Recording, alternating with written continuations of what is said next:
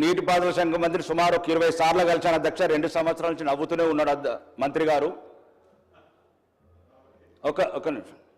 మా నిజాం సాగర్ ఒకటే అధ్యక్ష, స్వాతంత్రం రాకముందు నిజామాబాద్ జిల్లాలో ఉన్నది.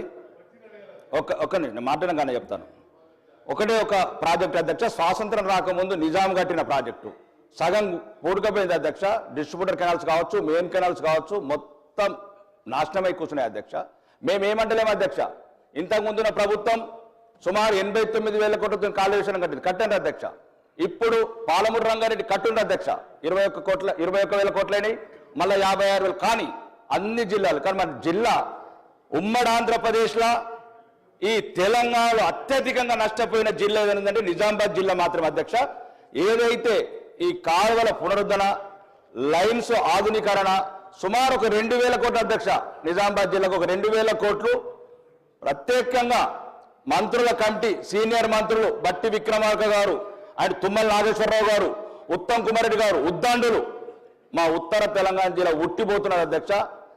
దక్షిణ తెలంగాణ మంత్రులు దయదలిచి మాకు ఆరుమూరు నియోజకవర్గానికి మదనపల్లి నుంచి వర్తే పత్తేపూర్ దాకా కాలువను ఆధునీకరించి ఒక 1,500 కోట్లు, మీరు ఏమనుకుంటారో ఎట్లా అనుకుంటారో ఆ లక్షల కోట్లలో ఈ 1,500 కోట్లను కూడా కేటాయించి, రెండోది 2 సంవత్సరాల నుంచి అధ్యక్ష ఉత్తమ్ కుమార్ రెడ్డి గారు గౌరవనీయ మంత్రివర్యులు ఉన్నారు అధ్యక్ష. 2024 జనవరిలో సంతకం పెట్టిండు అధ్యక్ష ఫైల్ మీద. శ్రీరామ్ సాగర్ వచ్చినప్పుడు ఒక్క అడుగు కూడా ముందుకు వెళ్ళలేదు అధ్యక్ష. మేమేం అడుగుతలేము అధ్యక్ష, 1,000 కోట్లేం అడుగుతలేము అధ్యక్ష. మా దగ్గర కూడా ఈ గల్పు గోసలు, ఈ వ్యవసాయం మీద ఆధారపడ్డ వాళ్ళు ఉన్నారు. కాబట్టి కొద్దిగా మీరు పెద్ద మనసుతో దయదలిచి లక్షల కోట్ల ప్రాజెక్టుల మీద చర్చలు చేద్దాం, అన్ని జిల్లాలకు ఇద్దాం, ప్రాణహిత చేవల కంప్లీట్ చేద్దాం, కాళేశ్వరం మిగిలిపోతే మేడిగడ్డ మళ్ళా కడదాం. కానీ నిజామాబాద్ జిల్లా ఈ ఉమ్మడి ఆంధ్రప్రదేశ్లో తెలంగాణలో ఎక్కువ నష్టపోయిన జిల్లా కూడా ఉందంటే ఒక నిజామాబాద్ జిల్లా మాత్రమే. దయచేసి సీనియర్ మంత్రులు మరి ముఖ్యంగా ముఖ్యమంత్రి గారు దయదలిచి ఈ నిజామాబాద్ జిల్లా మీద ప్రత్యేకంగా దృష్టి పెట్టి ఇప్పుడు ఏదైతే నిజాం సాగర్ ఆధునీకరణ కాలువ ఉందో ఆర్మూర్ నియోజకవర్గానికి సుమారు ఒక 1,500 కోట్లు కేటాయించడం మీ ద్వారా కోరుకుంటాను. ధన్యవాదాలు.